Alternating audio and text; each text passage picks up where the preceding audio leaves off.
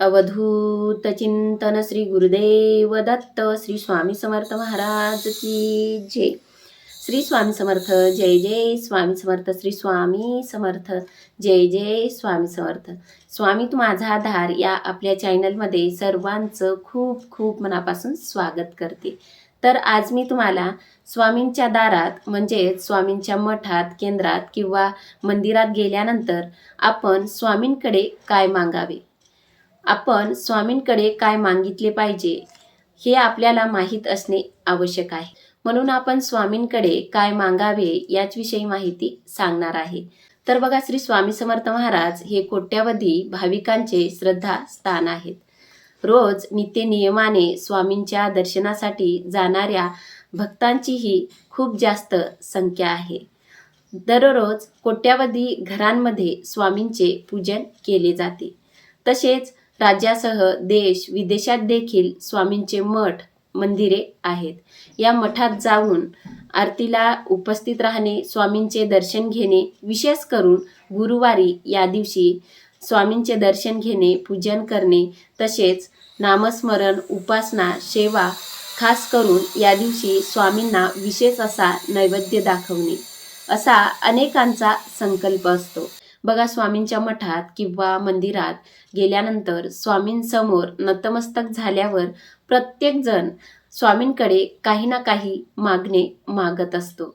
आपल्या समस्या, अडचणी गाराने स्वामींसमोर मांडतो। त्यातून मुक्तता मिळावी, दिलासा मिळावा, स्वामींची कृपा आपल्यावर व्हावी, स्वामींनी गाराने ऐकून आपल्या मदतीला धावून यावे असे भाविक मागत असतात।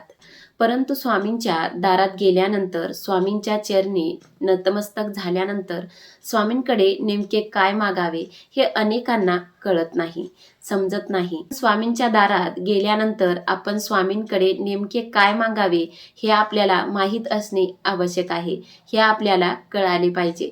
तर ब्रह्मांड नायक श्री स्वामी समर्थ महाराज यांच्या दारात गेल्यावर आपण स्वामींकडे नेमके काय मागावे याचा अनेकदा आपण विचार करत नाही। आपण स्वामींकडे गेल्यानंतर आपण स्वामींना काय मागतो, तर स्वामी मला कार द्या, वाहन द्या, घर द्या, बंगला द्या।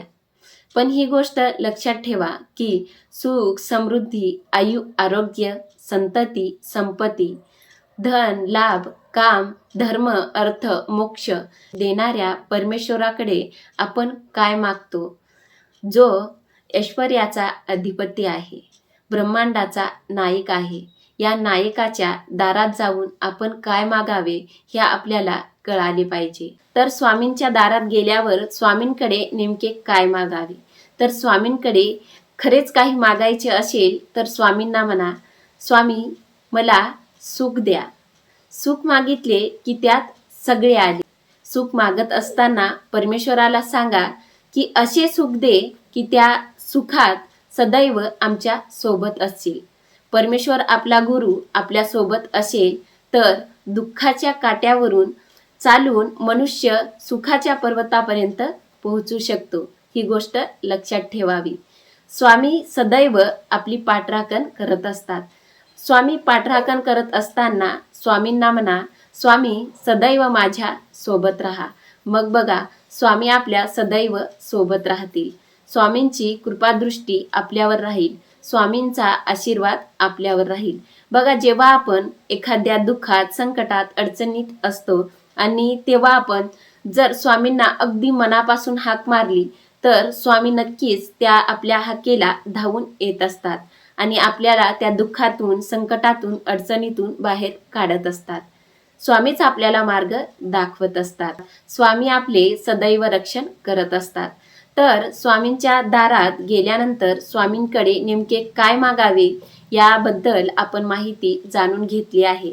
तर असेच नवनवीन व्हिडिओ बघण्यासाठी स्वामी तू माझा आधार या आपल्या चॅनलवर जर तुम्ही नवीन असाल तर असेच नवनवीन व्हिडिओ बघण्यासाठी स्वामी तू माझा आधार या आपल्या चॅनलला नक्की सबस्क्राईब करा आणि या व्हिडिओला नक्की लाईक करा आणि तुमचे काही प्रश्न असतील तर नक्की कमेंट करून सांगा। तर भेटूया अशाच एका नवीन विषयावर पुढच्या व्हिडिओमध्ये। धन्यवाद। श्री स्वामी समर्थ जय जय स्वामी समर्थ। श्री स्वामी समर्थ जय जय स्वामी समर्थ।